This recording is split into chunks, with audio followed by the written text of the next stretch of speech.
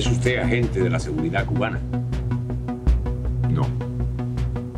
You have to lie in order to do that job, and you have to be somebody you are not. ¿Es usted comunista?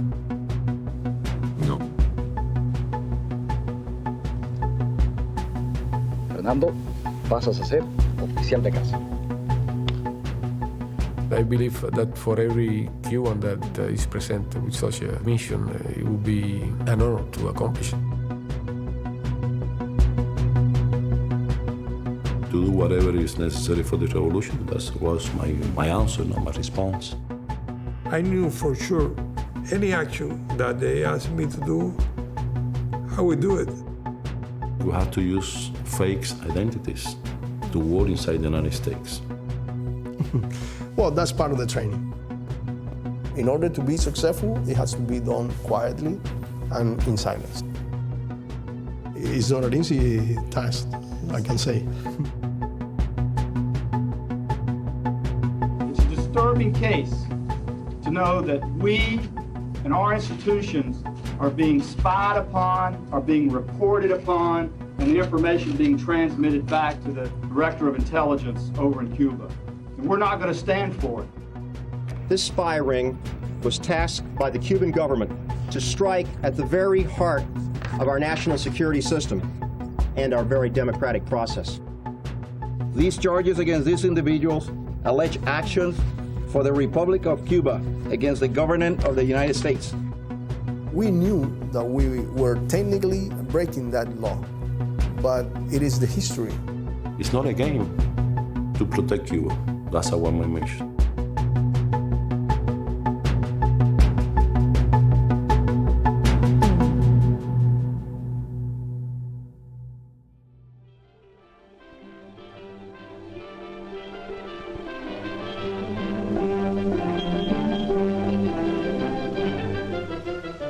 Cuban history began when Columbus discovered the island on his first voyage to the New World. The Spaniards built the Morro Castle to defend the city of Havana from the pirates who pillaged the islands of the West Indies.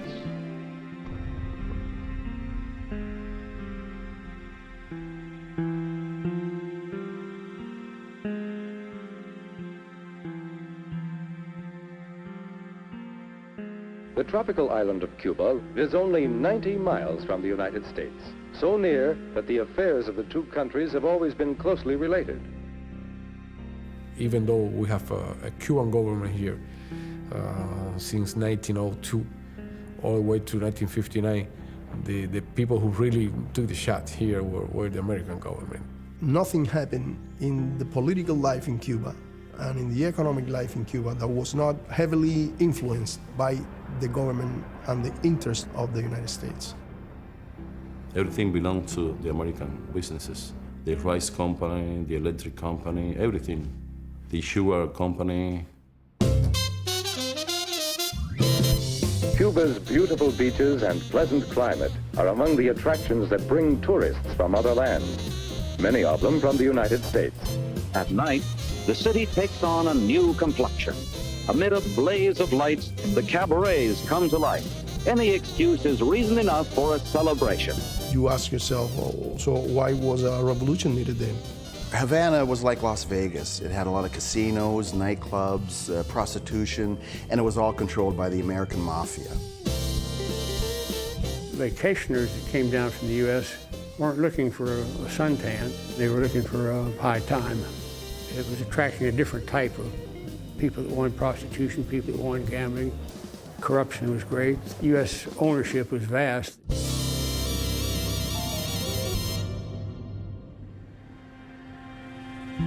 A small group of Cubans were profiting for this special relationship with the United States. People that had huge amounts of money. I cannot tell you firsthand because I was born in 1963, but my parents were working class individuals. According to what my parents explained to me, it was a very unequal distribution of income and wealth of the country. This was really, really poor, you know, really, really poor. My father was a farmer, and my mother was a farmer too. They don't have money, they don't have nothing to even to eat. Well, my father was born in 1930s. From what he tells me, working back then was a privilege. This gulf between the rich and the poor is the stuff revolutions are made of.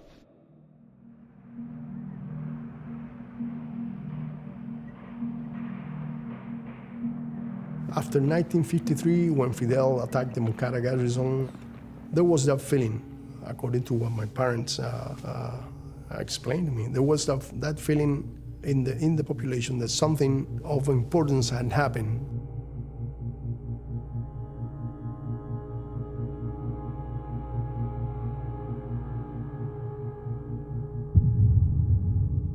It was something that sparked the interest of the population, because we have to understand also that there was a feeling of deception in politics and in politicians. I would say that most Cubans thought that there was no straightening out Cuba. It was Fidel Castro's revolution that said, wait a minute, stop there.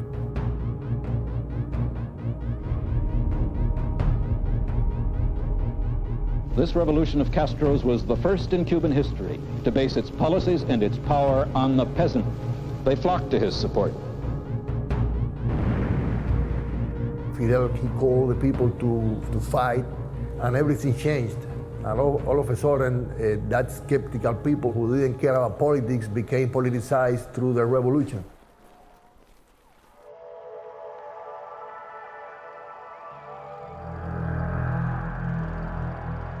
Joyous followers of Fidel Castro sweep triumphantly through the Cuban capital hours after their rebellion had toppled the regime of Fulgencio Batista.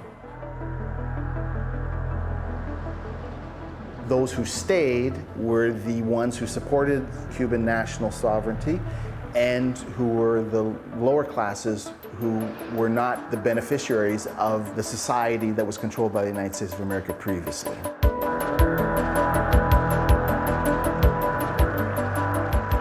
When the revolution came to power, it affected the interests of those with close ties to the United States system. Shortly after the Cuban Revolution, many people, especially the upper and middle class of Cuba, left the country. They lost everything they had, their homes, their property, their possessions, and a large percentage of them came to Miami. They moved with the mentality that the revolution would not last very long.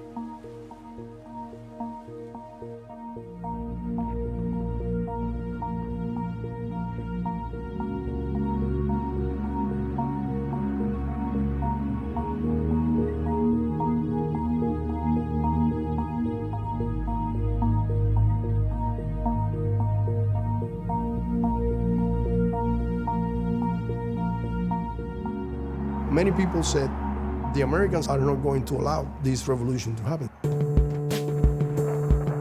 The U.S. decided to apply to Cuba the same formula that they had applied to Guatemala or different countries in Latin America. They would support counter-revolution through all means, terrorism, armed invasion, and weaken the revolution to topple it down. I got involved with the CIA as a member of a group of students in Cuba. My father was in the sugar industry, was an executive for an American company. The middle classes didn't believe that communism was the best for Cuba. The government of Cuba stole from the people of Cuba their own success. Jose Basulto, he thought that his mission in life was to oust Castro and change the regime.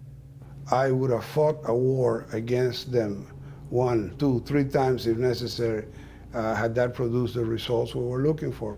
He was a fighter, let's put it that way, against Castro and against the revolution.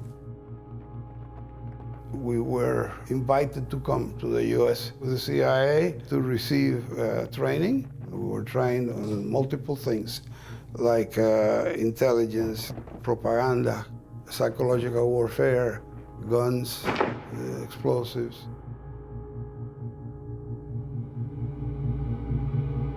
Brigade 2506 was trained to come to Cuba in what later was known as the Bay of Pigs invasion. They were trying to, destroy the revolution. A small force of invaders landed at a semi-isolated resort area on the south coast of Cuba on a strip of beach called Playa Girón at the Bay of Pigs.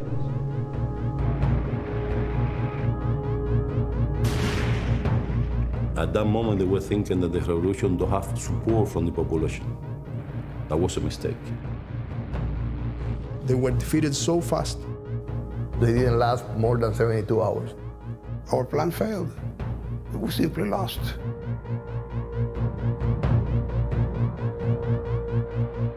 Fidel was able to say, the Americans are trying to overthrow us, we've stopped them, and so it actually helped solidify the support for the revolution.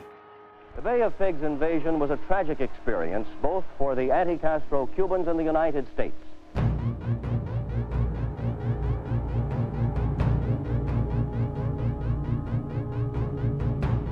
The majority of those who left Cuba after the revolution were peaceful.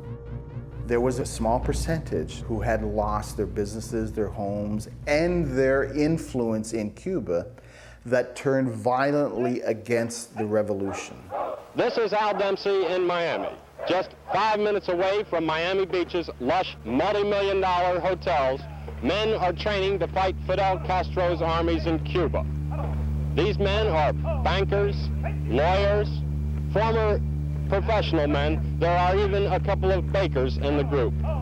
You have militant exiles who formed groups, militias, and became an offensive weapon trying to overthrow the government in Havana by violent means. They were involved in a crusade against the Cuban government. I was born on June the 9th, 1963. The life in Cuba at that time was at the very beginning of the revolution. I grew up in the 60s. There are hundreds of attacks. There were bombs that were placed in different areas throughout the whole island. I remember clearly when I was a kid that one day the city of Havana was shaken by somebody who had come to shoot at a hotel. A hotel who was next to the shore right here in Miramar, with a boat and a cannon. Yes, I shot the cannon. I only fired 15 rounds, and my co-gunner, if you may, the one that brought me the bullets, he said, I have to fire one. He shot one. I had the FBI behind me for at least a solid year. They didn't do anything to me. I wasn't even brought for interrogation. The government of the United States, they don't do nothing if you are committing terrorism against another countries. We were a country under siege. What we call today IEDs, the improvised explosive devices, that's exactly what they were doing. They were planting explosive devices or bombs in order to create chaos. There are thousands of victims in Cuba of those attacks. We understand, even being a child, that the revolution is under aggression, We always knew that there were groups like that, and there were people in Miami thinking of ways to harm us. That is one of the reasons why individuals like us were needed in Miami. In this war against communists, a lot of innocents have been sacrificed, and we know some more has to be if we want to make the victory, the final victory.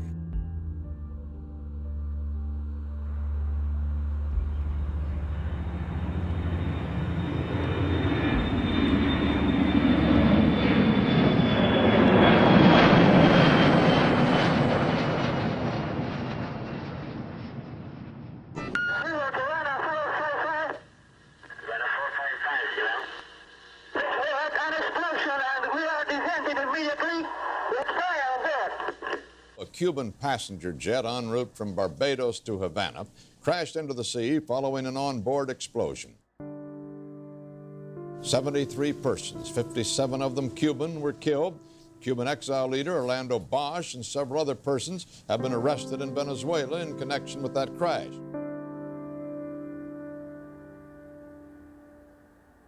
At that time, 1976, that was the first time an airplane was hit by a terrorist group.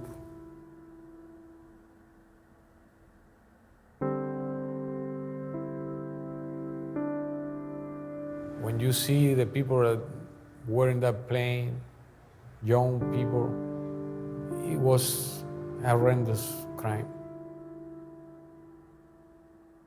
When I was 11 years old, in the Revolution Square, we were paying homage to little pieces that could be recovered from the people in the plane. The whole Cuban people was there, more than 1 million Cubans. It had an impact on me as a adolescent. I mean, I was 13 years old, and I was in the Revolution Square with my father, my mother, and my sisters. Everybody in Cuba was crying. Everybody was crying because that was a terrible crime. No podemos decir que el dolor se comparte. El dolor se multiplica. Millones de cubanos lloramos hoy junto a los seres queridos de las víctimas del abominable crimen. Y cuando un pueblo enérgico y viril llora, la injusticia tiembla.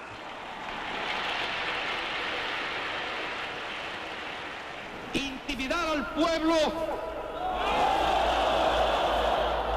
es imposible. Frente a la cobardía y la monstruosidad de crímenes semejantes, el pueblo se enardece y cada hombre y mujer se convierte en un soldado fervoroso y heroico dispuesto a morir. I don't think the Cuban people has never been after revenge. We only want justice. A couple of years later, there is this TV show reflecting on the life of somebody who was infiltrated in the United States. A Cuban infiltrating the CIA. The title of the TV show, In Silence, had to be done. Because in order to be successful, it has to be done quietly and in silence. Remember, back in those days, that was the most watched TV show in Cuba. Every Cuban identified with the character. And it's a character that is based on true facts. It gave us a sense of, well, there is a way to face these actions against Cuba, those who attacked us. And that made me think about that possibility. It was something that influenced me. That is something that I would like to do. That is something that I wish I had the opportunity to do. Of course, I didn't ask for the opportunity because that's not the way it works. It's just the opportunity came to me.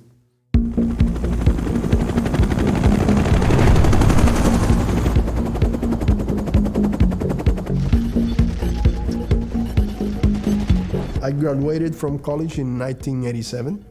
I studied international relations, and then I went to Africa. I was 24 when I went to Angola. I was 20 years old when I went to Angola. I went there to defend the right cause, which was the independence of Angola. I graduated. I volunteered to go to Angola. I was there as a lieutenant of a scout platoon. I was stricken by the poverty, the misery that colonialism imposes on people. Not too different from what was happening in Cuba before the revolution. But at the same time, I could see the appreciation and the love that those people developed for the Cubans, because we went there and treated them as human beings. And it was beautiful. I learned a lot there. It was really a powerful experience. The experience in Angola really made me stronger as a human being, as a man. Cuban intelligence started observing me there.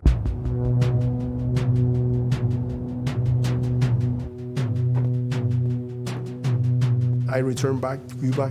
Somebody approached me, and I didn't even know what it was for. One day somebody come to you and tell you, we need to have a meeting with you. Somebody went to my house and left a message. We need you to present in some place, some government place, the next day. So I went there, I didn't know what it was about. When I came back to Cuba and I was about to start working as a diplomat, they approached me and presented a mission. My mission was to direct in the field a group of special agents that had been located in Florida. And they said, you know, we have people coming from Florida to do sabotage here and some acts of terrorism, and we need somebody to go there and infiltrate those people and send the information here. I saw enough of the crimes committed against Cuba during the years so as to be aware of the need to defend it. He asked me if I was willing to be part of that. He was very insistent, telling me that I thought it over. I believe that for every Cuban that is present with such a mission, it would be an honor to accomplish. And I said yes. I told him right away, if you believe that you need my services, I'm ready. I said, it's my duty. I knew for sure any action that they asked me to do, I would do it. To do whatever is necessary for the revolution, that was my answer, not my response. And then I started working with the Secret Services. After that, then you go to a period of training.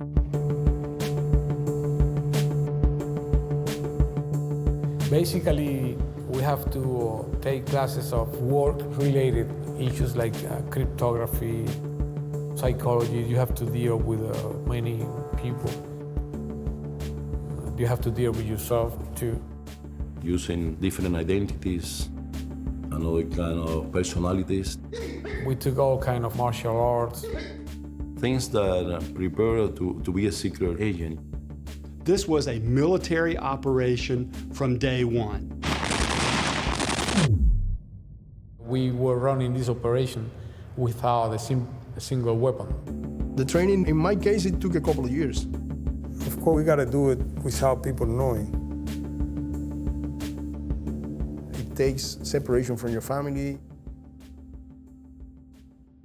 Separation was very hard. I met Adriana in 1986. She was starting to be a chemical technician. Sabía que me gustaba mucho el mar, estábamos frente al mar. Me señaló, mira qué barco más bonito, hacia un lado, y cuando yo miré hacia el otro, él me dio un beso y hasta el día de hoy. Ahí fue donde empezamos nuestra relación de noviazgo. We married in 1988. Me and Olguita, we were very happy. A very happy couple. Y bueno, René estaba muy lindo, la verdad, te lo puedo decir. We had a daughter which we adored. Porque bueno, fue una felicidad para nosotros tener nuestra hija. It was a very beautiful period. We discussed having children, but first I was finishing my studies, and then she was finishing her studies. Then Angola came, and then we decided to keep waiting. I met Elizabeth in 1988. I met her in one bus stop. She was very beautiful that day. And asked her if she wants to have an ice cream with me. We got married in a very, big ceremonial in Malecon. That was in 1990. But what happened at the same time, I was working for the Secret Services. She didn't know nothing about me. She didn't know that I was working for the Secret Service.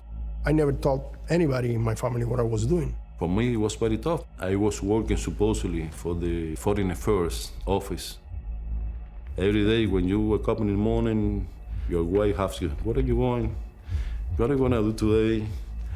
At what time you coming back? And you have to say, well, I don't know where I'm going. I don't know when I come back.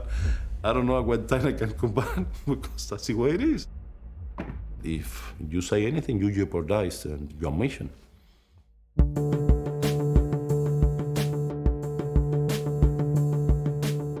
I would consider them brave men. I mean, it takes some balls to do what they did. You are able to do something that you understand and believe is good. You have to sacrifice something for that, you know? You have to lie in order to do that job. and you have to be somebody you are not. And it takes a toll on you. It's not easy.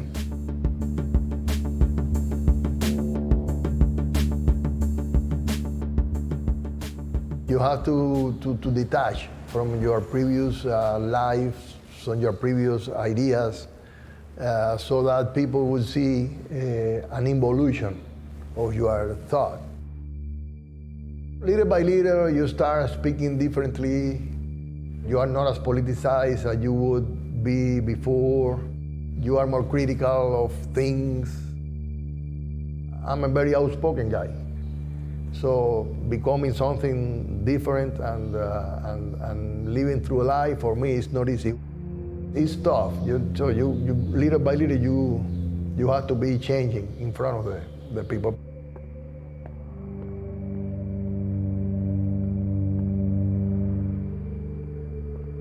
I have been already graduated from aviation school. I was a flying instructor and I was flying a lot. I was told to steal a plane. They thought, with reason, that it would give me, on my arrival, some credibility and some propaganda which would be good for the mission. It was a little bit traumatic that day. That day was another day, just another day like days before. I've been trying to take a plane to the US for some months. So I had to do several attempts. I had to go back to my house, and it was really stressing because then you would go back and you would feel, on one hand, you would feel relieved that you're gonna see your daughter and your wife again. But on the other hand, you feel that you have to fulfill the mission and you can't. It's complicated. I left on December 8th. 1990. I said goodbye to my wife, and I remember exactly how I left her standing in the middle of a walkway, her dress with flowers. I looked at her and I thought, well, I don't know whether I'm gonna see her again or not. And I met my daughter. She fell asleep. I took her and put her into the bed, and then I look at her. I remember her dress, a yellow dress, and I left her there and stood for a moment watching her until I just shake my head and left. But it's some things that you cannot forget. And then when I went to the airport, I found the right moment to steal the plane, and I left.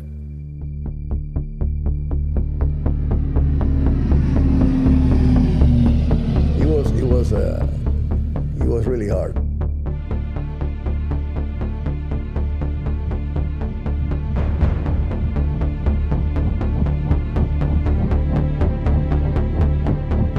The warning signs of fuel started to tell me, you're running out of fuel.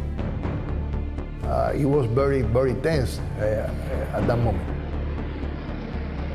And it was incredible. After 5 minutes, when I was about to return, I saw the Key West, the naval station in front of my plane.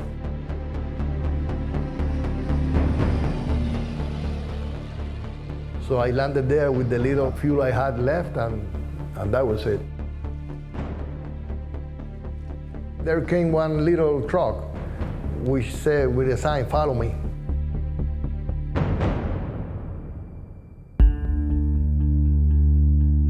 I was processed on the base. They agreed that they would put me in a motel in Key West. And I spent my night in the motel there thinking of my family, of Cuba, on everybody. It was really hard, to tell you the truth.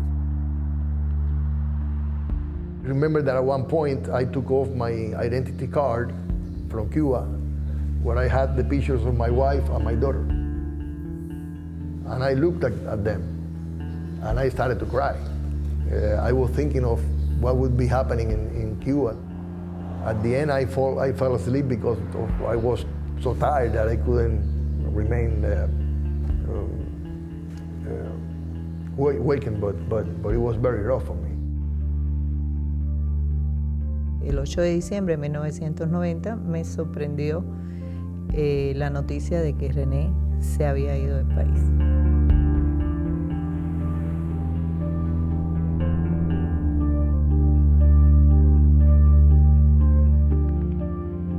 Then the next day I sent a letter to Olguita, full of BS, you know, telling her what I had left Cuba because it was better in the United States, that at last I was free in a democratic society, where I could become a pilot, a well-paid pilot, and do whatever I wanted, that someday we would be together, Irmita herself and myself, to be happy again, all kinds of, you know, stupid stuff.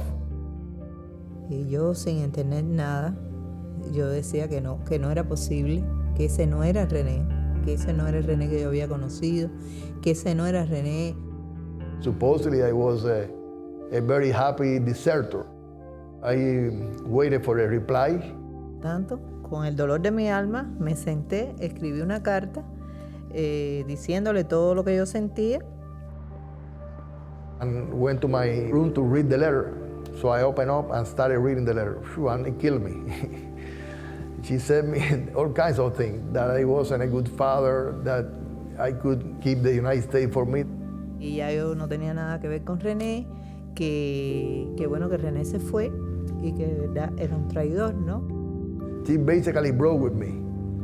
And I was in shock when I read that.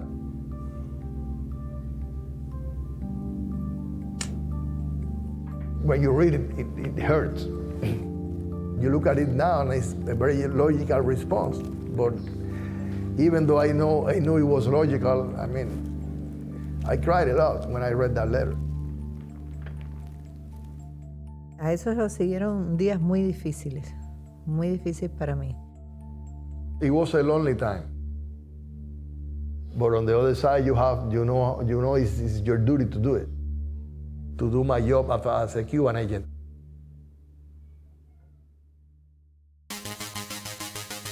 Miami, one of the world's hottest cities, welcomes you. In Miami, the world is your oyster. So welcome to South Florida and have a safe and pleasant stay.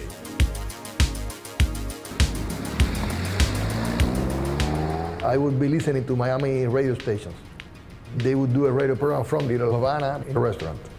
And they had invited Capitan Eduardo Ferrer, who was the head of the CUPA, Cuban American Pilots Association. All of them fascist, right-wingers, counter-revolutionaries, most full of hatred against Cuba. I located the restaurant. And I went to the restaurant and I presented myself. Listen, I'm the pilot who stole a plane. So they put me in touch with Capitan Ferrer. I went to see him to his house. He gave me the welcome, you know, red carpet. The guy who stole a plane from Cuba. So what do you want to do? How can I help you? So I tell him, well, no, I want to be a pilot here. And that's how I came in contact with those people.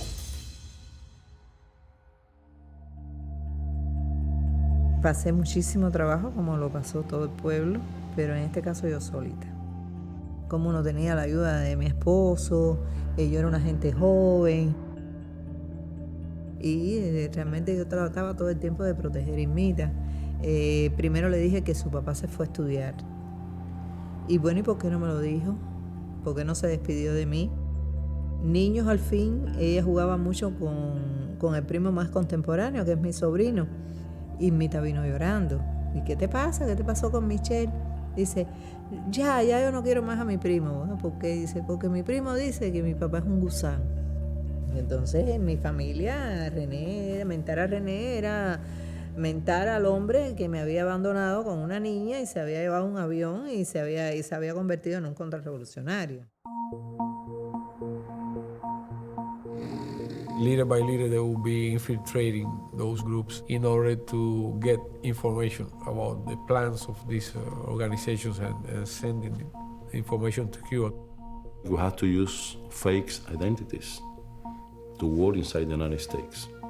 You are going to live the life of somebody else.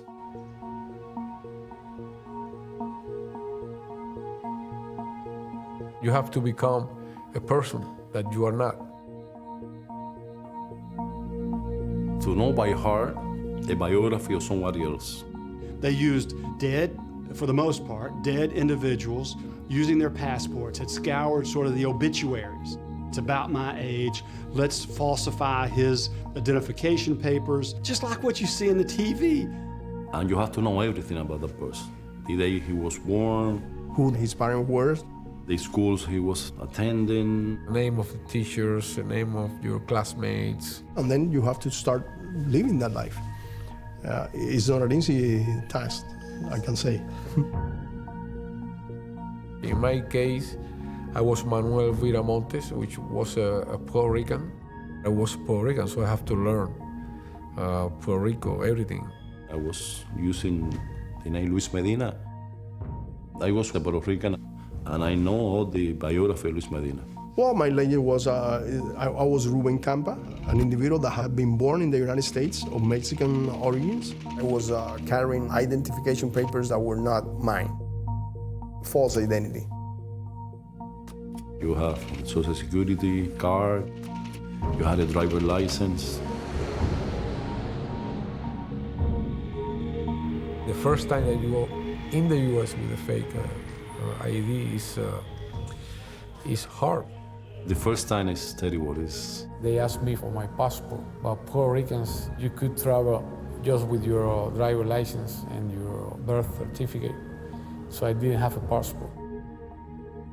And they started interrogating me, why you don't have a passport. They gave me a hard time. It was a kind of a scary moment. You need to believe it just to act that way. It's very complicated, and it's something that you have to be every day on top of it. Remember that I passed through immigration with no problem at all. Once you cross that line, you said, I'm here. Once you are in the U.S., you have to start building his history. You need to build your life. But I realized that it's good to have pictures because you need to have some history of life. Because pictures give you history. How can I show people that I'm Luis Medina, a citizen of the United States, for real, with pictures?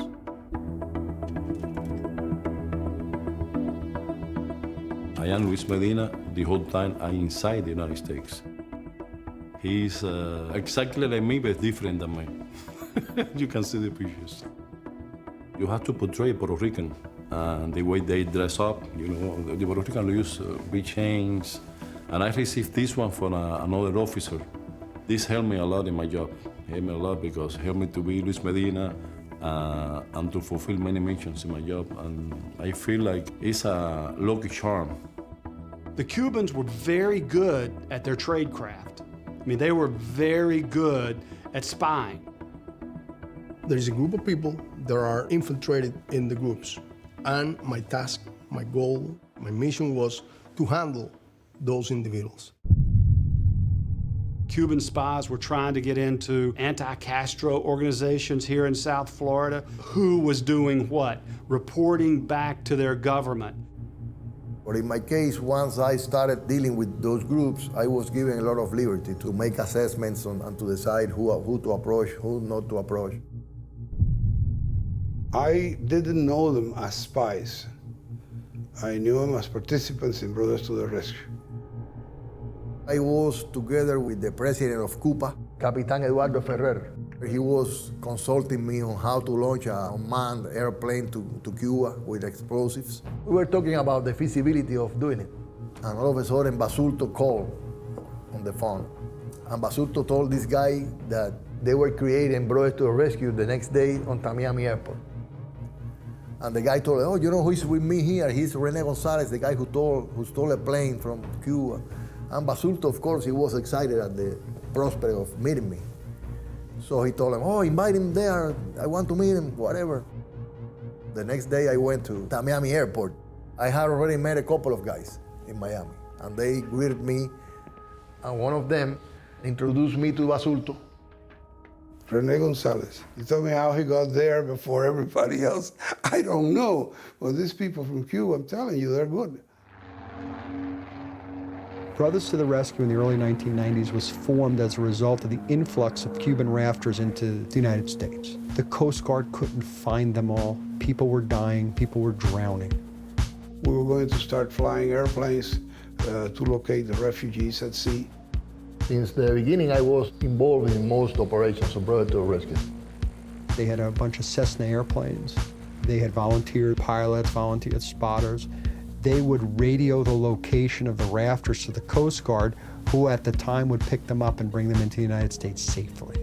At that point in time, they weren't being repatriated to Cuba, they were being brought to the United States. If they were picked up on the sea or they made it onto land in the United States, they were given permanent resident status immediately. Miami. The number of Cuban rafters is on the rise. Nearly 2 dozen picked up yesterday. That's why Brothers to the Rescue is stepping up search flights for rafters.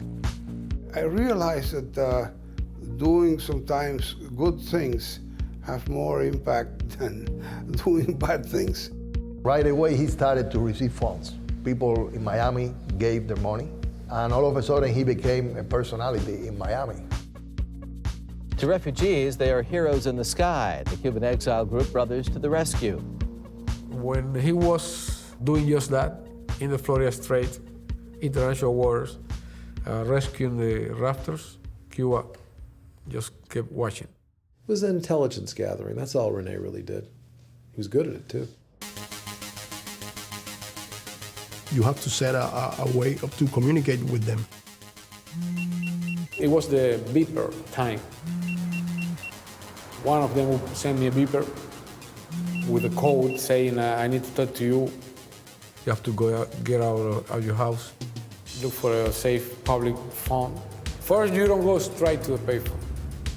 You have to do a score counter surveillance plan for me to be sure that when I get that phone, nobody will follow me.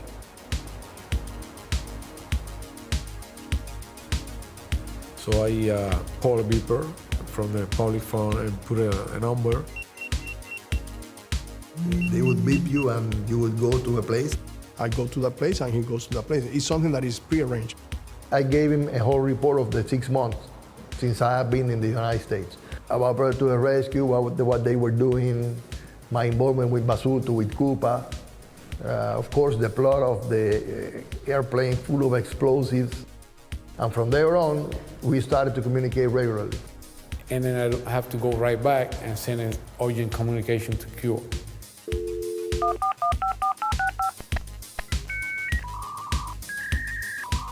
We had a system to transmit information, short messages to Cuba through phone lines.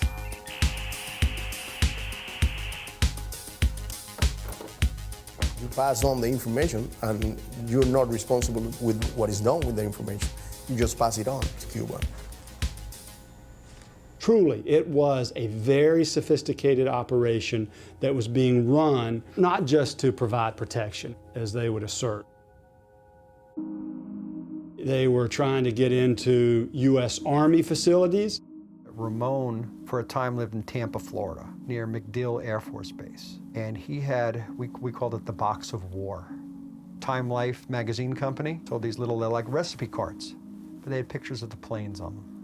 This is what an F-16 looks like. This is what an A-10 looks like. Basically little flashcards for children that are publicly available. He watched planes take off and identified the planes with the Box of War. Sitting around counting planes at MacDill Air Force Base up in Tampa, that's all they ever did. And down in Boca Chica, same thing. Tony was working at the Naval Air Station in Key West, Florida. He was mainly employed at the Public Works Department on the base. The labor shop, that's where I work. He was a metal worker, no access to any secret information at all. He didn't have any clearance. He just counted planes, something you could do from the road. Planes can be seen from the public highway, which runs perpendicular to the military base. If you get a car and drive by a US 1 close to the base, you can see how many planes there are there. You don't even need to work there.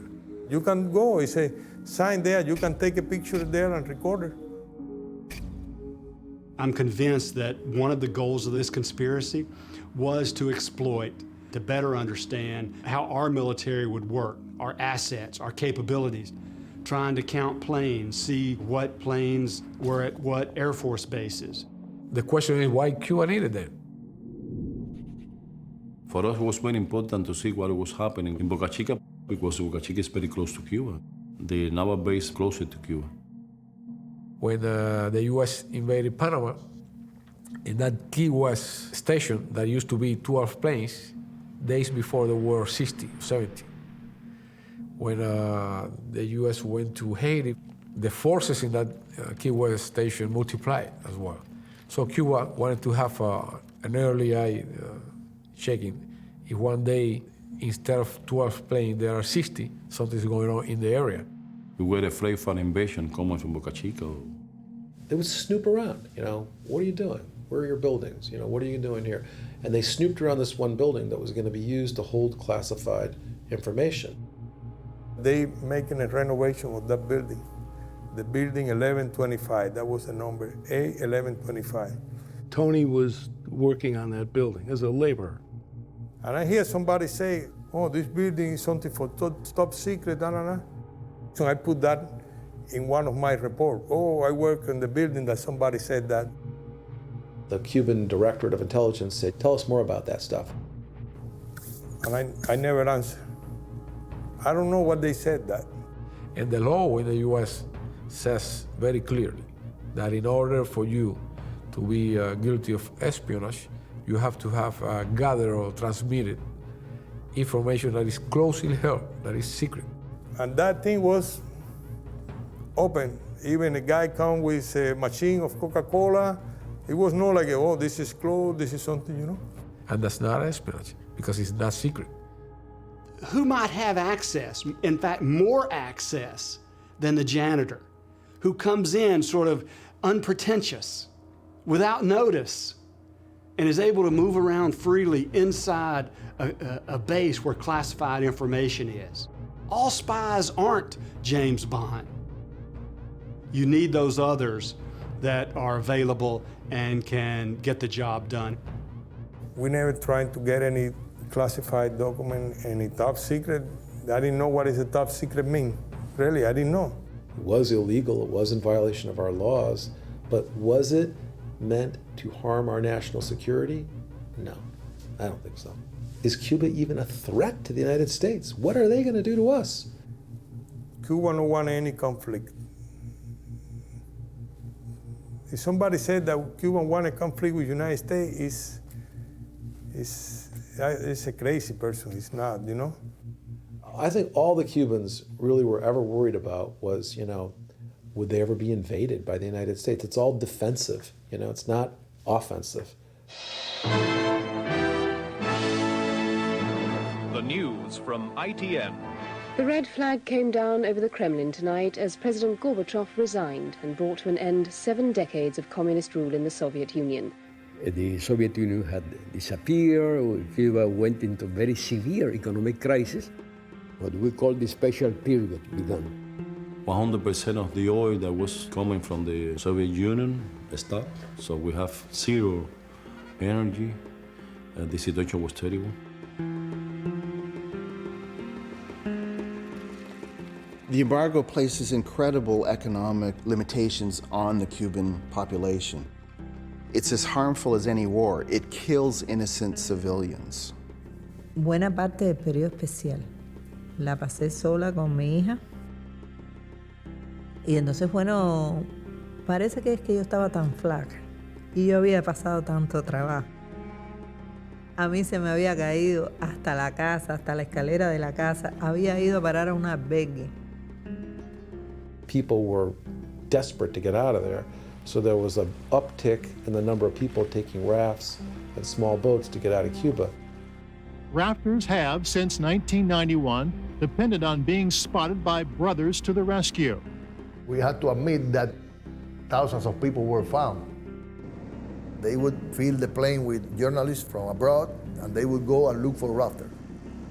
So that people throughout the world could see what was happening with Cuba, what its pain and suffering in the island, the lack of liberty, the lack of opportunity. They would take advantage of the flux of rafters to launch a propaganda campaign against Cuba. Private donations keep the brothers flying. Even airplanes have been donated. It's a passion for founder Jose Basulto. They're coming out not because the United States is here, but because Fidel Castro is there. And until that is so, they're going to continue coming out of the island. His goals are not public. I knew because I was there, but the public doesn't know about that. It was a very intelligently devised operation.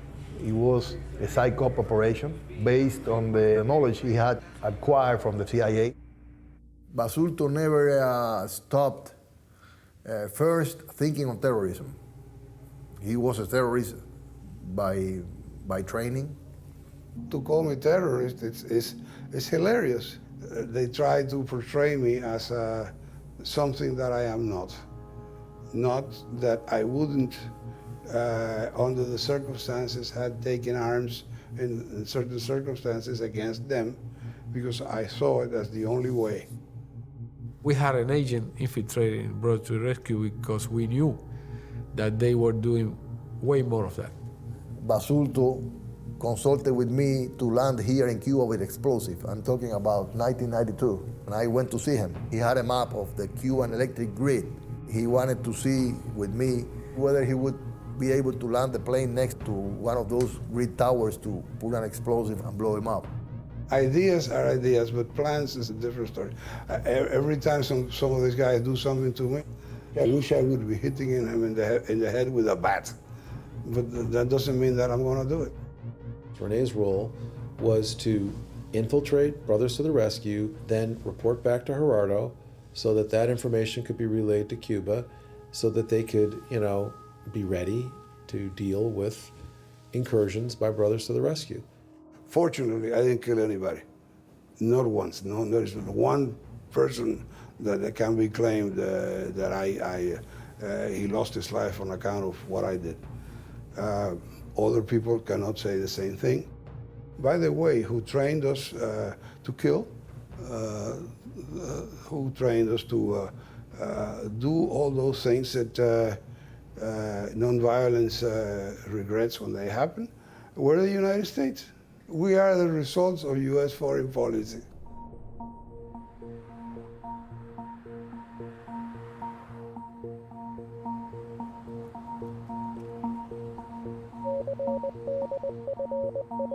Cuba would send an urgent communication.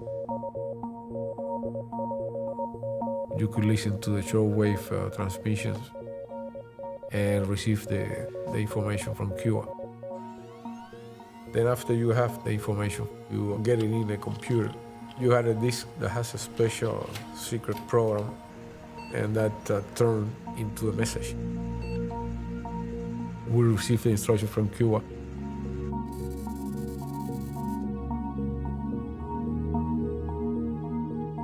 One of the missions that we were working in was called Marina Operation. The mission was to surveil Orlando Bosch. He had a long history of terrorism against Cuba. Are you planning to try again to assassinate Fidel Castro? Until the end, we will keep trying. We prefer to destroy Cuba than a communist Cuba.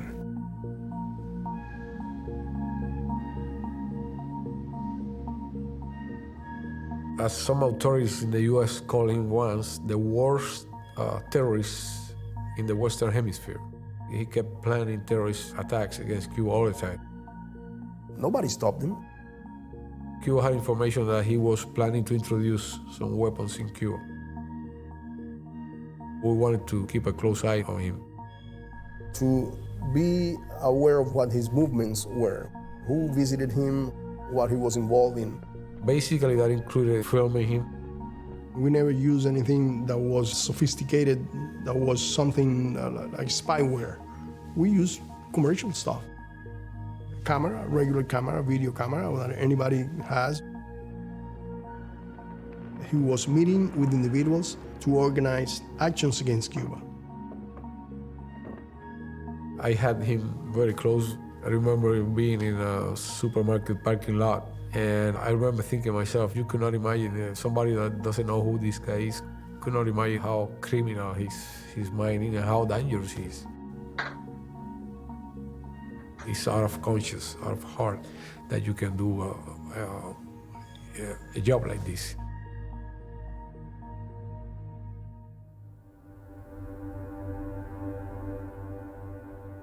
They were doing it not for the money.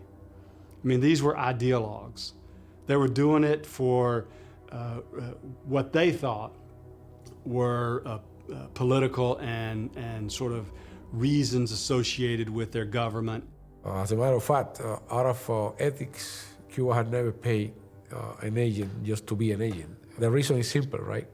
If you do something for money, you would do it for the people that give you the more money. If you are, I don't know, a baseball player or a soccer player and play for money, you will play for the team that pays you the most. And on that logic, if you are a spy for money, then you will spy for the country that pays you the most. And Cuba cannot compete with anybody on money issues, right? Gerardo and the others lived in simple apartments. I was living in a very small apartment, very small apartment. Very modest individuals, modest means. I was eating the basic thing, you know, like one hamburger with one Coca-Cola and 90 cents with 35 cents. That was my dinner. Probably made more money from the American government working at Boca Chica than he did from the Cuban government as an agent. You watch movies and agents have encounters in fancy restaurants or hotels or drive nice cars. We were having problems all the time with the old cars. Those were very difficult years. René se va en el año 90 y empieza a pasar los años. I knew that back then, at that time in Cuba, there was turmoil in the family. My loved ones, my friends were all would be, you know, thinking that I was a traitor, and it was really hard. Y empecé a pensar y a pensar. She didn't believe deep down that I was a traitor. She started to follow the traces that I left behind. Este hombre fue al trabajo a buscar alguna información sobre mí. Que me dijo que él que conocía a René desde Angola y que se había enterado de la noticia y bueno, que venía a ver cómo yo estaba, cómo estaba la niña. Somehow she felt that he hadn't been with me in Angola. She started to look at this guy and follow that guy and call him to his job. Tú no estuviste con René en Angola, tú estuviste en mi trabajo buscando información sobre mí y yo llegué a una conclusión de que René no es traidor y tú eres el compañero que lo atiende. Well, the guy was in shock. Ese hombre se insultó, me dijo una pila de cosas, no digas esas cosas, ya tú te estás volviendo loca, te vas a meter en un problema. Me llamó por teléfono y dice, necesito hablar contigo. At the end, they had to call her and tell her, you know, please, leave us alone. He's with us.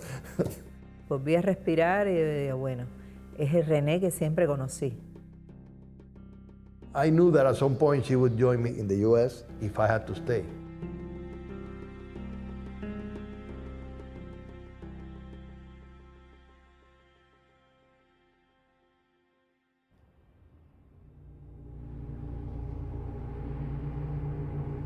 We determined early on that there were a group of Cuban spies operating here in South Florida.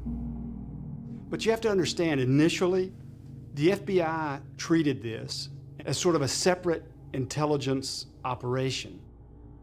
They were conducting sneak and peek warrants, basically going in, looking, copying, obtaining information, putting it all back, just like in the movies, and then analyzing, exploiting, and continuing their investigation. Intelligence had been gathered, people had been identified, but really initially, there was no contemplation of a prosecution. 4 News Now continues. It is the start of Cuban rafter season, and today more were spotted. In 1994, it was a period of very economic crisis. Fidel said, well, whoever wants to go in a raft, he can go. And thousands of people left. During the 1994 rafter crisis, Brothers to the Rescue played a critical role, directing the Coast Guard to thousands of Cubans fleeing the island nation. The rafters crisis forced the U.S. government to sign an agreement with Cuba. What became known as wet foot, dry foot policy meant if you made it onto land in the United States, you were given permanent resident status immediately. If you were picked up at the sea, you were sent back to Cuba.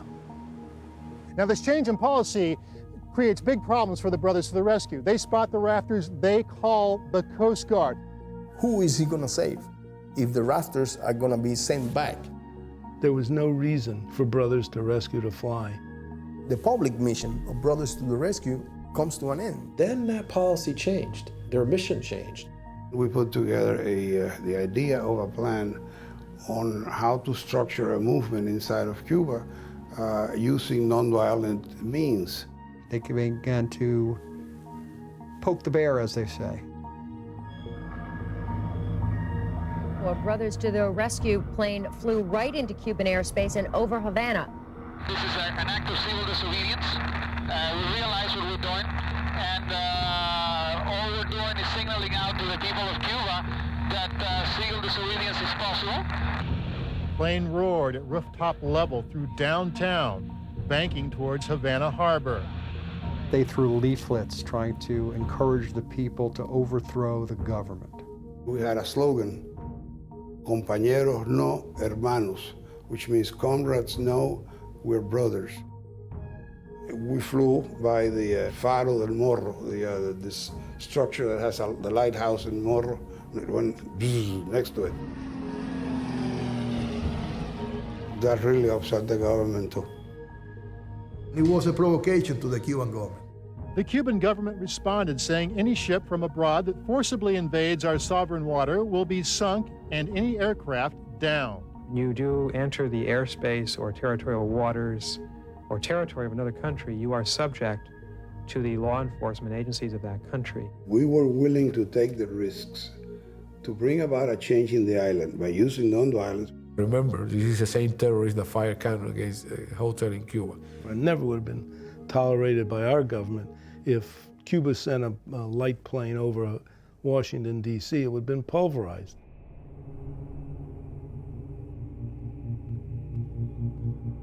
Unfortunately, Basulto decided to keep up that operations. He overflew Havana many times, many times. Those leaflets we had dropped that went to Havana, we did that like at least 3 times. We dropped at one point like 500,000 of them. Every time that Basulto violated Cuban airspace, the Cuban government would send a diplomatic note to the United States with the data about the overflight. The Cuban government repeatedly asked the U.S. government to stop the flights from the Brothers to the Rescue. The American government did nothing. And he did it again and again, until in 1996, the Cuban government decided to put an end to that. We decided, well, let's send 3 airplanes to fly the mission of seeing if we find any rafters. 2 p.m. Saturday, 3 small Cessna Skymaster aircraft took off from Opa-locka Airport near Miami. The flight plans were provided to Cuba by the U.S. authorities, the FAA. So everybody knew that Basulto was flying to Cuba. I called Havana Center, told them that we were coming in our mission and so on. Instead of moving in this direction, east-west direction, allegedly to watch for rafters, I don't know for what purpose, he went straight towards Havana. At 2:57, one of the pilots from the group Brothers to the Rescue tells the control tower in Havana of their intention to fly into airspace south of the 24th parallel. The pilot is warned of possible danger. They threaten us like they always did. You are in Cuban airspace, that's a forbidden zone. We kept on going. At 3:09, 2 Cuban military jets are airborne. Well, all hell broke loose very quickly. I saw a MiG zoom in front of us from left to right. I was in conversation with the other two planes, and I lost contact with one of them, and I could see in the distance smoke. I said, oh shit. I was calling the other one. Seal Mike, are you with us? Can you see that smoke to my left? I don't see anything now. I did see smoke. Seal Mike. The other one also lost contact with them. Again, saw smoke. Cuban fighter jets shot 2 of Basulto's planes out of the sky, killing 4 people. Flying a third plane, Basulto barely escaped. This has been assassination in the high seas. The problem with the shoot-down is not so much that the shoot-down occurred. I mean, on a human level, of course it is. It's where it occurred. The U.S. authorities said that Basulto had violated Cuban airspace, but the other 2 planes, according to the U.S., were shot down very close to Cuban waters, but inside international waters, which would be a crime. He claimed the incident occurred over Cuban territory. One plane was definitely in Cuban airspace, and I think that the Cuban government and their pilots believed these aircraft were in Cuban airspace. Saturday's attack was an appalling reminder of the nature of the Cuban regime. The planes that were shot down were U.S. flagged planes, civilian planes. The people inside were Americans. Personally, I don't think it's ever justified shooting down a civilian aircraft unless that aircraft is posing like an imminent danger. After so many air incursions and after so many incidents, the Cuban government just felt that they had to enforce their border, and they did this. It's a duty. It's the most fundamental obligation for any government on earth to protect their population. Who's to fault here? I say it has to be, a combination of the U.S. government for not stopping these flights and Basulto for undertaking these reckless acts where people got killed. I think the president has an excellent opportunity to exercise leadership here with Castro and perhaps bring this to an end once and for all. Basulto hoped that the U.S. would take action, military action against Cuba. I am not ruling out any further steps in the future, should they be required. One of the options that the U.S. administration considered was a military option to retaliate. And if that was a possibility, maybe in Key West Station, the forces there will multiply. An invasion might be coming.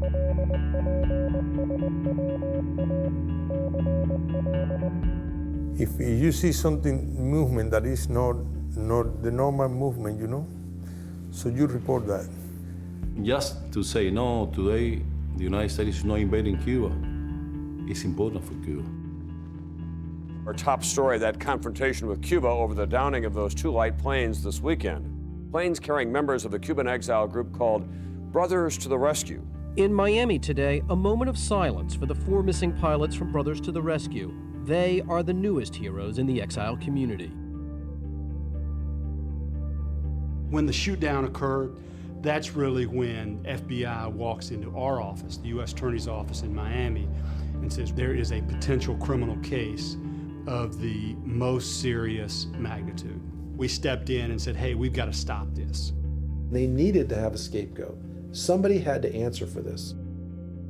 Creating an atmosphere in Miami, I needed to be on alert to see what the reaction would be by the U.S. government and the groups. I know that the reaction in Miami was going to be hate. Good evening. President Clinton late today announced a series of moves against Cuba for the shooting down of 2 light planes. But he stopped well short of ordering any military action against Fidel Castro. What did we do? We passed some silly laws. I will move promptly to reach agreement with the Congress on the pending Helms-Burton Cuba legislation so that it will enhance the effectiveness of the embargo in a way that advances the cause of democracy in Cuba.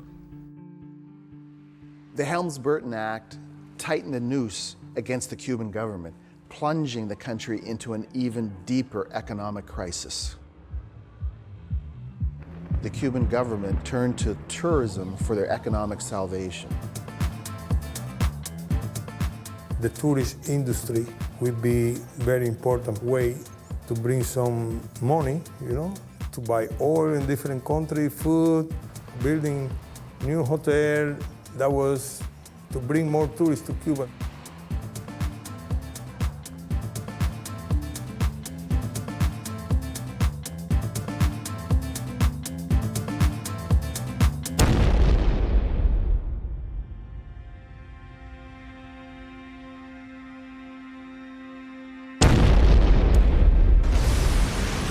Series of bombings in Havana.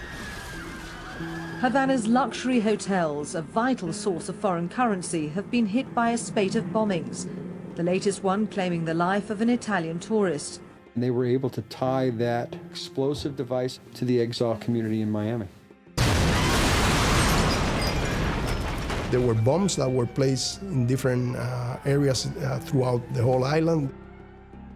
There were people that were killed, maimed, and injured in these explosions. We were immediately tasked with finding out about the bombs, where the money was coming from.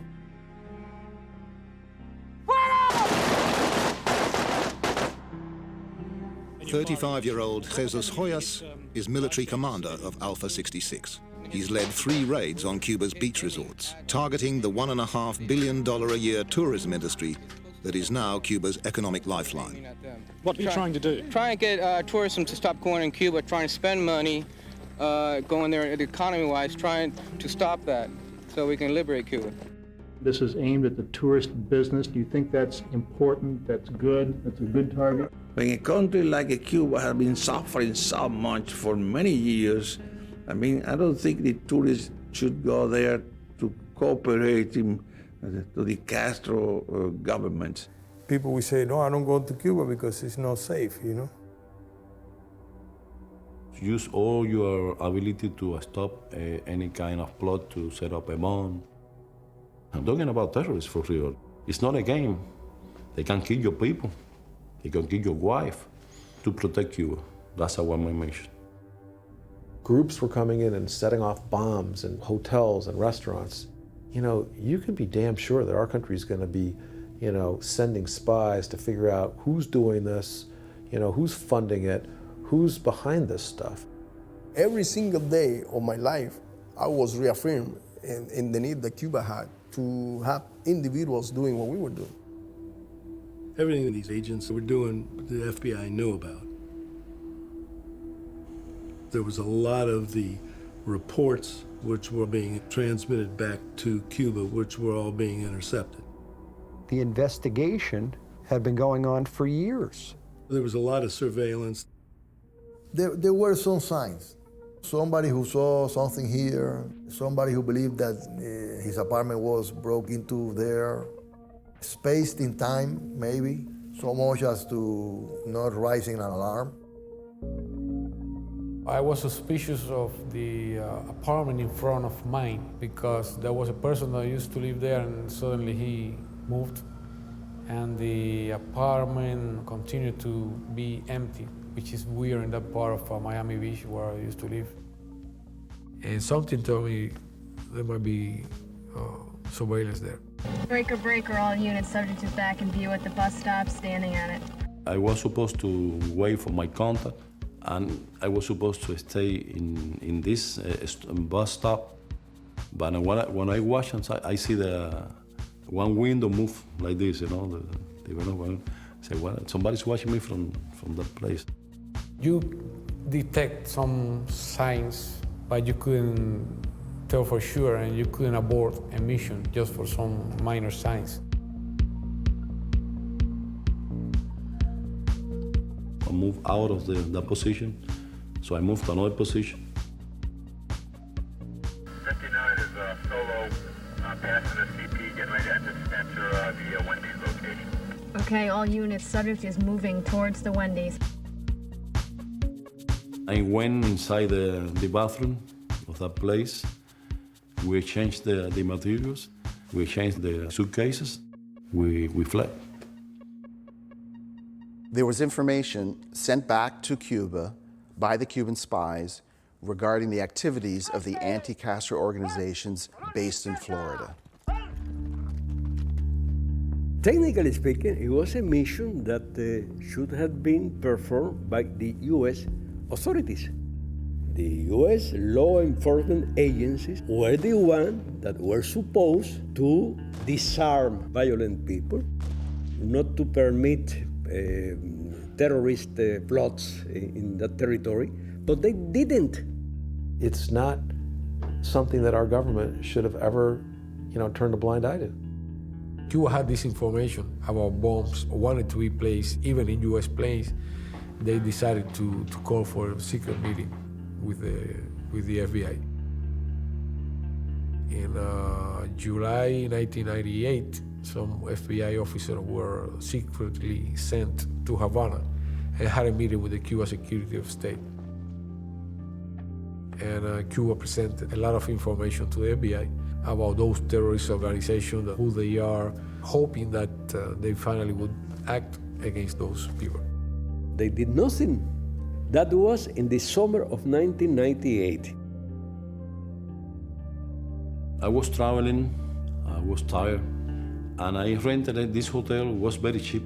I went to my room, I put the computer in one place.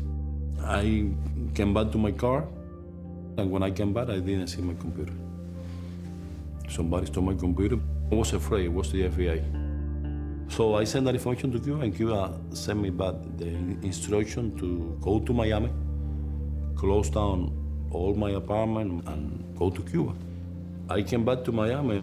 On September 11, I was in the process of closing down my apartment.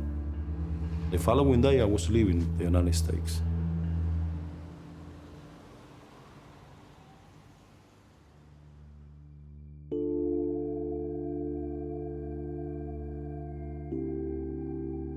It was all full of happiness. Y René sobre todo dijo, bueno, de esta sí no me voy a perder nada, porque Dimita se había perdido buena parte de su infancia. Olguita was working. She finished at 11 o'clock. I used to give milk with Yvette on my thighs. That night, when I finished up giving her the milk, she fell asleep. I thought it was beautiful to have her sleep over me, so I put it on top of me. Cuando yo llego, que lo veo, digo, ay, nene, qué linda está así toda arriba de ti. Voy a tirar una foto. Nosotros tenemos una camarita. And she took the picture. Dejo la camarita arriba de la cómoda y bueno, nos acostamos a dormir, acostamos la niña y nos acostamos.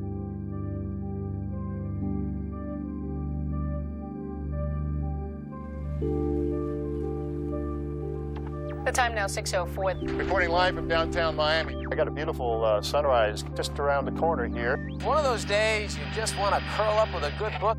Echo team to command. Echo team at location. We have eyes on target.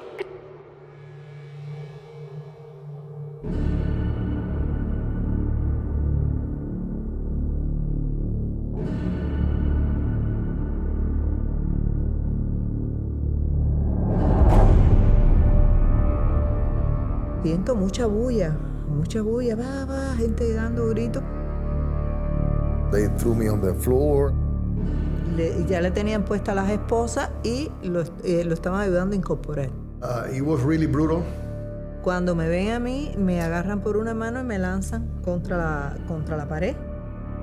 No dieron tiempo a más nada, se lo llevaron. Nos dijimos adiós así, con la mano, y se lo llevaron. There was a series of raids the United States government conducted against the Cuban agents.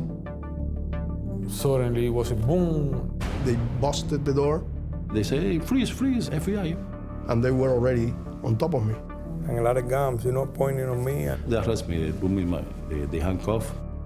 Guerrero lived here in this quiet neighborhood on Big Pine Key. It was here where the FBI took him down.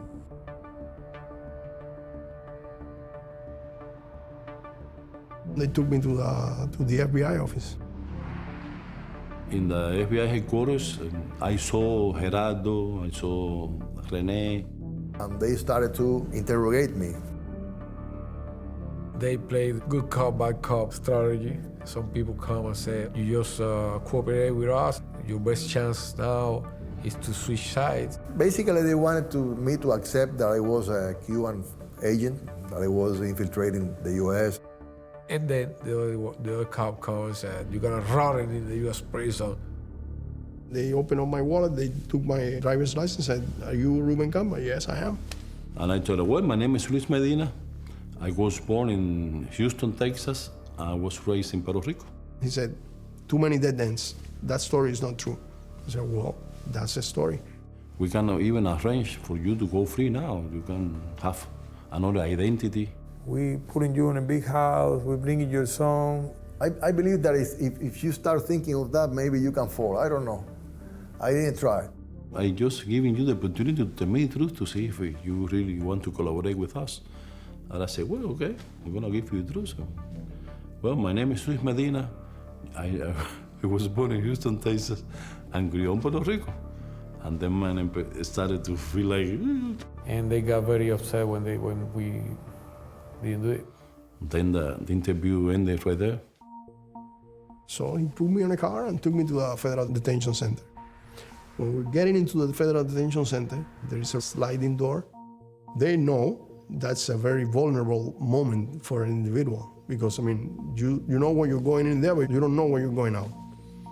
So when the door is open, he tells me, you know you're Cuban, and Fidel Castro is not gonna move a finger for you. So you're losing the opportunity to live in the land of the free. And I told him, I don't know what the fuck you're talking about. I'm sorry about the language, but that's what I said. I don't know what you're talking about. So that was it. We have invited you here today to announce the arrest of 10 individuals in the South Florida area. These charges against these individuals allege actions for the Republic of Cuba against the government of the United States. It was the front page, the lead story. Castro is infiltrating the United States. He's sending spies to Miami. You know, my initial reaction upon reading it was, oh God, these guys are screwed. These charges include conspiracy, espionage, operating illegally in the United States as a foreign agent. It's a disturbing case to know that we and our institutions are being spied upon, are being reported upon, and the information being transmitted back to the Director of Intelligence over in Cuba.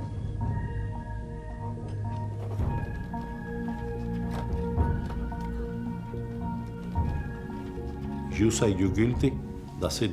You collaborate with the woman and that's it. It's different. You get less time or you can go free or whatever. If you say no guilty because you're going to trial. Since we refused to cooperate, we were placed in what prisoners call the hole or shoes, special housing units. Oh, it's very difficult.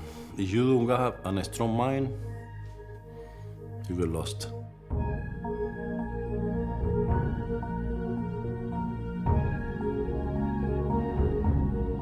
The trial took place in Miami against the objections of the defense lawyers who wanted to move the trial outside of the Miami area. This was the wrong place to try the case.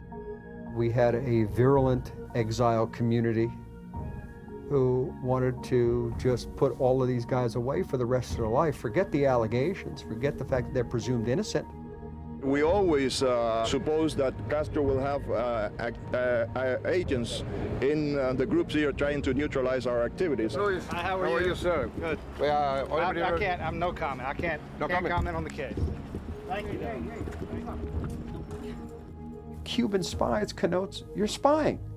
They were never charged with spying. There's no such crime as being a spy. It doesn't exist. Failure to register as a foreign agent. In other words, this country requires all foreign agents, be they spies or friendly, to register. That's not being a spy. There was no question they were unregistered foreign agents. We didn't really care too much about that because that only carried a maximum of 5 years.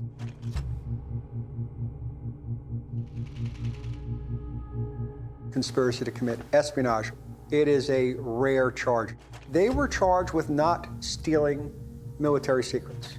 Not actually doing so, but agreeing to do so. That's not being a spy.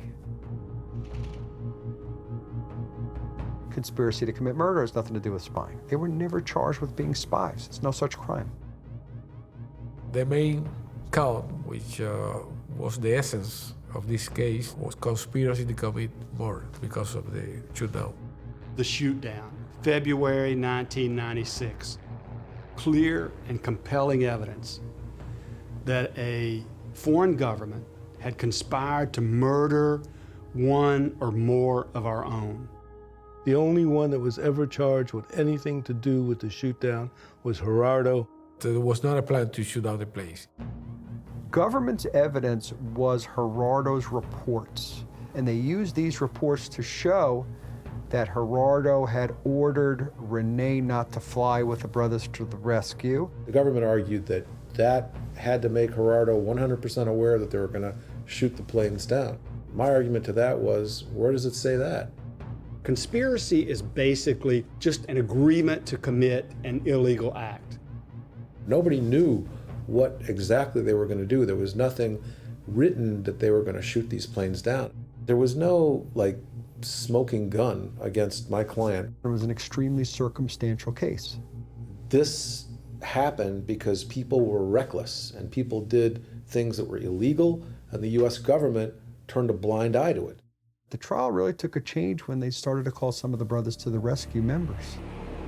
Lawyer McKenna detailed Basulto's exploits as a CIA operative. The jury and defense listened as the defense labeled Basulto as a CIA-trained saboteur. I needed to show the jury who this guy really was and what he had been up to. Today in federal court, things got very heated between Jose Basulto and defense attorney Paul McKenna.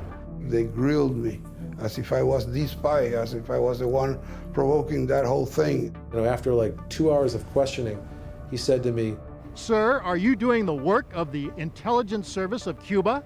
"Stop the trial, take the jury out." Defense lawyers stunned, the judge reprimanding Basulto. They were serving the enemy. Another defense attorney accused Basulto of red baiting, saying if the jury found the accused not guilty, they'd be accused of being communist. That's good enough to declare a mistrial, but the judge just didn't do it. The circus without the elephants. That's exactly what it was. There it was, that was part of the trial. We just kept going. The rest of them were just agents of a government. We had put forward a defense of necessity. You gather intelligence so that there won't be a 9/11, so there won't be a terrorist attack. That's what the Cubans were doing. When do we try foreign spies? We send them back. Do you know how many agents we have all over the world gathering information for us? Like Castro once said, in industrial quantities. We wanted to say and to leave there for everybody to see the history of terrorism against Cuba. Under normal circumstances, reasonable doubt protects Americans and non-Americans alike in a U.S. courtroom from a conviction. We thought that some of the jury members would understand some of what we were presenting. That jury sat through months and months of evidence. We had won the trial overwhelmingly. Lawyers thought that we have won the trial. Attorneys, translators thought that we have won the trial. Even the marshals thought that we have won the trial.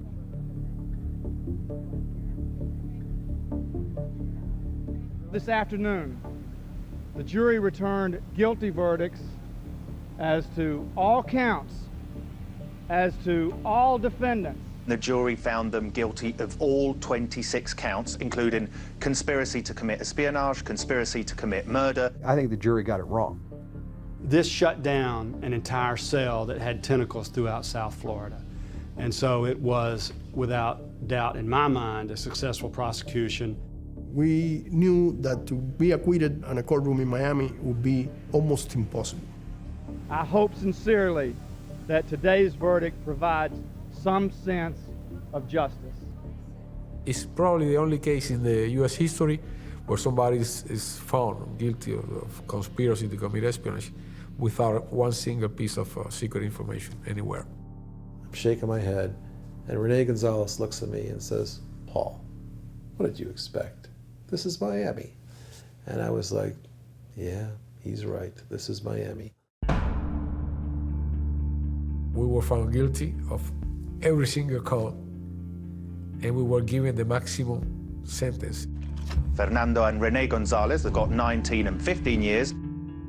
Y yo no estaba triste, que más allá de la tristeza, yo lo que estaba era muy indignada. To tell you the truth, I didn't care about the sentence. I knew what it was going to be. I didn't do anything to harm anybody. I just was defending human beings. Antonio Guerrero and Ramon Labañino got life in prison. I never had in my heart that somebody can picture what I'm doing as bad thing. In Miami, we knew from the very beginning we're going to lose the trial. Gerardo Hernandez received 2 life sentences to be served consecutively. 2 life sentences plus 15 years. So I have to die twice and still have 50 more years to go. I mean, it was effectively a death sentence. And I thought that was appropriate. Y que Gerardo regresara a Cuba horizontal, como decimos, en un féretro, si devolvían un día su cadáver. 2002, they were finally moved to various federal prisons, and they were separated by hundreds and thousands of miles. To die in prison is relatively easy. With so many people getting killed. The life in prison is very tough, very, very tough. So the first resolution I made, it was, if I had to die here, I would die happy. That's it.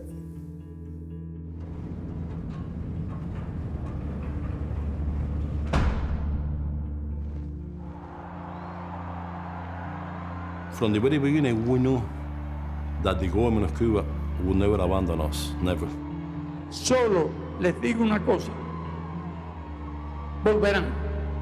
Cuba would do as much as possible to take us back to Cuba. He never seemed to lose his belief that everything would be okay. It's, I can't wait to see my wife again. And when I saw his wife, the same thing. Lo sabíamos, nos lo dijo el comandante cuando lo hizo público, que dijo, no será una batalla de un día, será una batalla de años. And I used to go away thinking, don't these people realize he's never going to get out? He's going to serve the rest of his life in a U.S. penitentiary.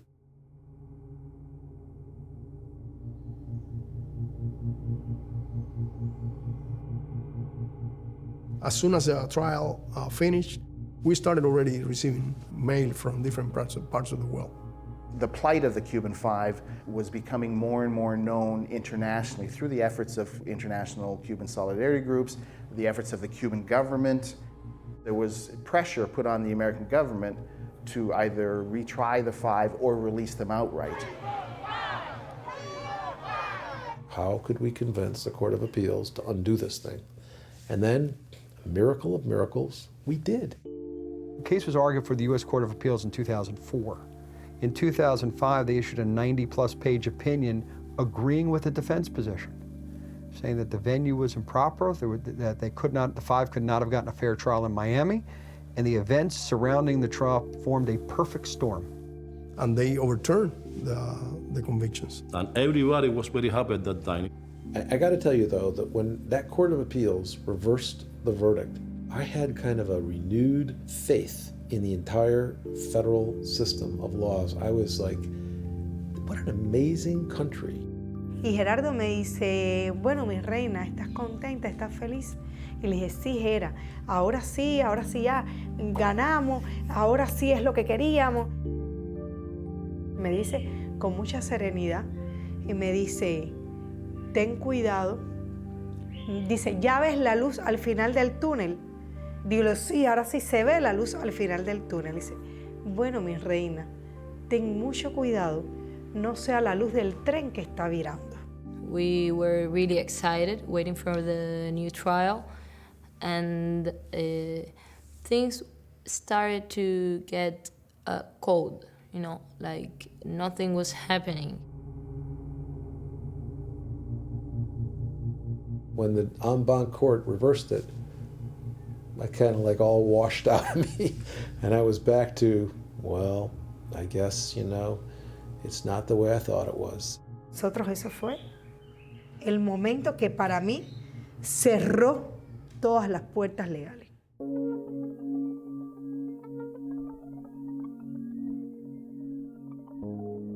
Renee was released in October of 2011. My sister ran and I ran after her and we just hugged him really, really, really hard.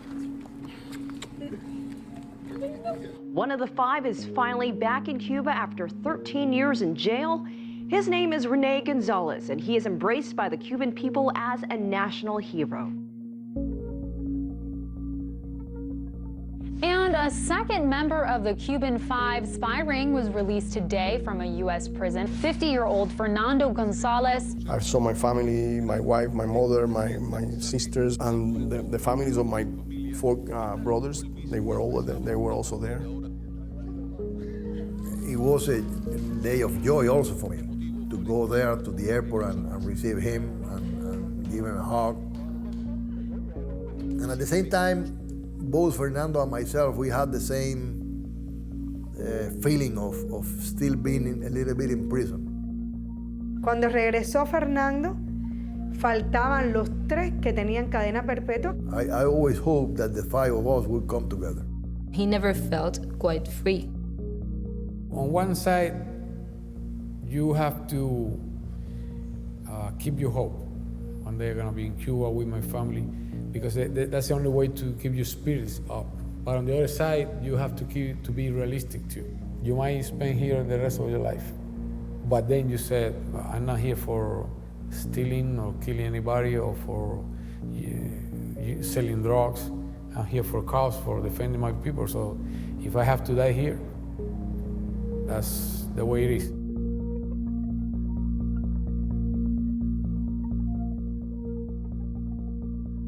Today, the United States of America is changing its relationship with the people of Cuba. Earlier today, a prisoner swap between the United States and Cuba set off the most significant warming in relations between our 2 countries in over half a century. Completely shocked. I couldn't believe it. President Obama made his decision to release 3 Cuban spies convicted of espionage on American soil. We were given the news that we were getting back to Cuba. Got into a plane and back to Cuba.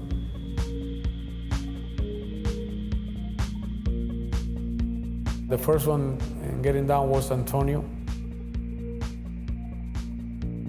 and then Ramon, and I was the last one.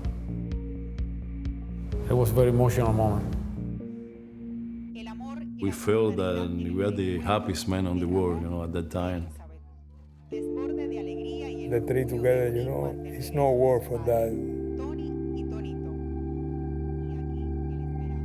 Hasta que no nos abrazamos, hasta que no nos vimos, y sentí la felicidad más grande que había sentido en toda mi vida.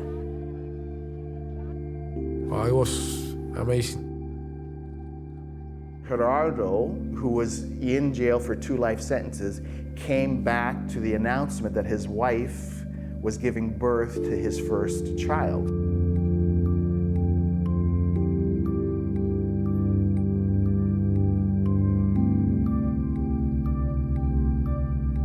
Most of the people in Cuba didn't know, even most of her family, watching her on TV with big belly, everybody was, what? What is going on here? Sí, ya ese fue el cierre. We came back in December 17th, and then the baby was born in January 6th. Being able to father a child, that was probably the happiest moment in my life.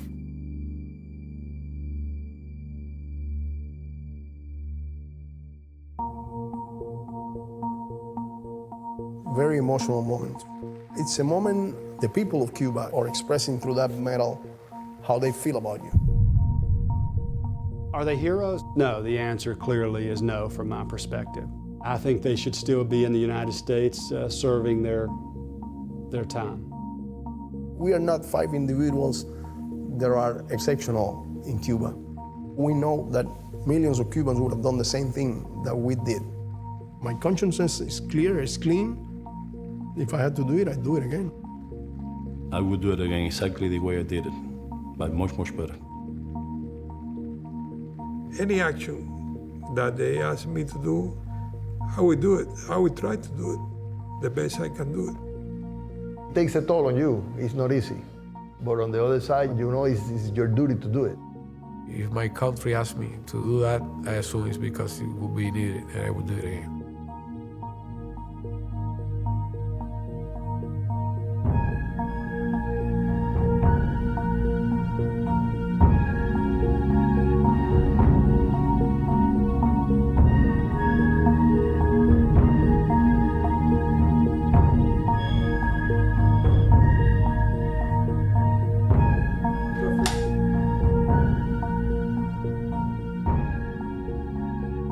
You can take people that are true heroes, that have done something extraordinary to advance humankind.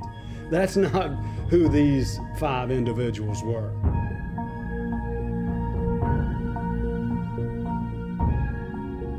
That meeting was first a celebration of a big victory, one of the last victories that Fidel claimed against the United States government.